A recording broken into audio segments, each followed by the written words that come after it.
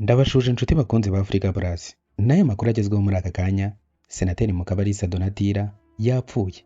U Rwanda rwahawe miliyari 2,900,000 yo kwitegura kurwanya Ebola. Naho umudepite yasabye ko imbwa n'injangwe bikorwa mu mushinga w'itegeko rirebana n'ubworozi. Senateri Mukabalisa Donatilla yapfuye kuri uyu wa kane tariki ya 30 Nyakanga 2026 azize uburwayi aho yaguye mu bitaro byitiriwe Umwami Faisal.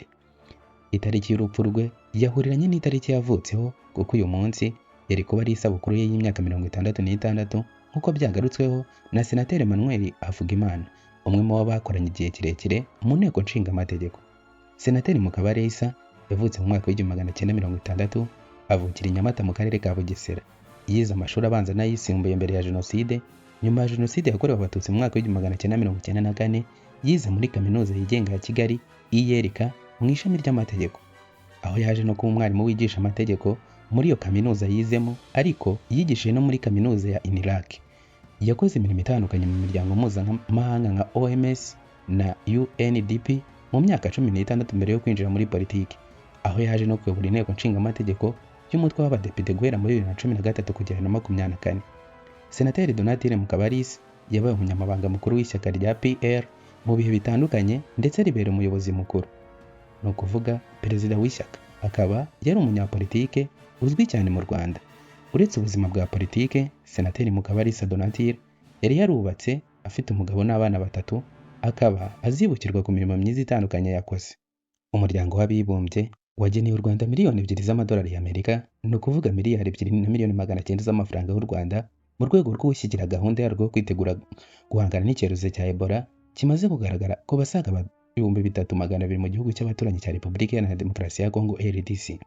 Iyi nkunga yatanzwe n'ikigo cya Loni gishinzwe ubutabazi bwihuse Central Emergency Response Fund mu gushimangira ubushobozi bw'u Rwanda mu kwitegura gukumira iki cyorezo cya Ebola gishobora kwinjira mu gihugu biturutse kuri iyi virusi ya Bundigayo buri kugaragara mu karere cyane cyane muri RDC.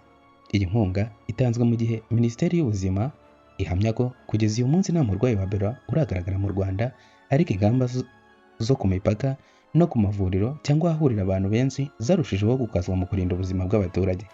Aya makuru yatangajwe n'umuvugizi wungirije w'umunyamabanga mukuru wa Loni Farhan Haq mu kiganiro n'abanyamakuru cyabaye mu ntangiriro z'iki cyumweru i New York muri Leta Zunze Ubumwe za Amerika.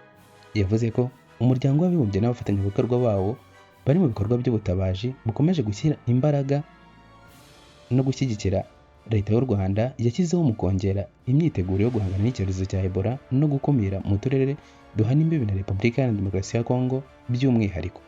Yavuze ko ibiro bya Loni bishinzwe guhuza ibikorwa by'ubutabazi bimaze igihe kinini bitoza abakora mu rwego rw'ubuvuzi hagamijwe kongera ubumenyi n'imyiteguro yabo, cyane cyane mu bice ibi byago biri hejuru byo kuba byakwinjiramo Ebola.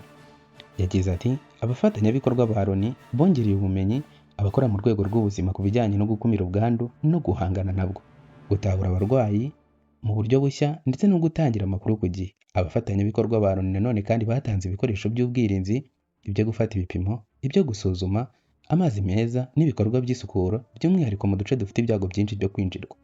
Yakomeje agira ati imbaraga zo gukurikirana iki cyorezo zirakomeje, harimo gusuzuma abinjira ku mipaka y'ingenzi no kwagura uburyo bwo gukurikirana isuku n'isukura ry'ibidukikije n'amazi yanduye. Hari kandi ibikorwa by'ubukangurambaga no gufatanya n'abaturage binyuze mu biganiro kuri radiyo n'inyandiko ziriho ubutumwa.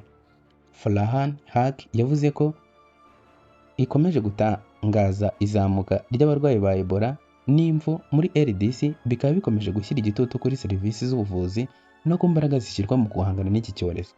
Kugeza kwa 25 Nyakanga yavuze ko abayobozi b'ubuzima mu rwego rw'igihugu bemeje ko abarwayi ba Ebola basaga 3,200 mu ntara ya Uturi, ya Kivu ya ruguru ndetse n'iya Tishobo. Haq akomeza agira ati abarwayi bashya basaga 100 bagaragaye ku munsi wakurikiyeho. Ahamya ko Loni n'abafatanyabikorwa bayo bakomeje gushyigikira ubuyobozi bwa Kongo mu birebana no gukurikirana imiterere y'iki cyorezo, abahuye n'abarwayi, ibipimo bipimirwa muri laboratwari ndetse no kwita ku barwayi.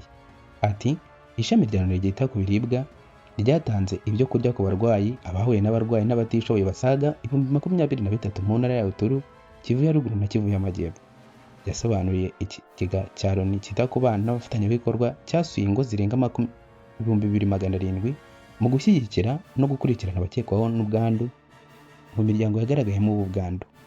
Hagati aho, HAK yavuze ko imbaraga zo kongera imyiteguro yo guhangana n'iki cyorezo mu ntara zitaragaragaramo icyorezo. Agira ati uyu munsi ishami ry'umuryango w'abibumbye ryita ku buzima OMS watangije amahugurwa y'impuguke mu isuku ku bitaro bikuru byo mu ntara ya Basi Uwel mu kugabanya ibyago byo gukomeza kwaguka.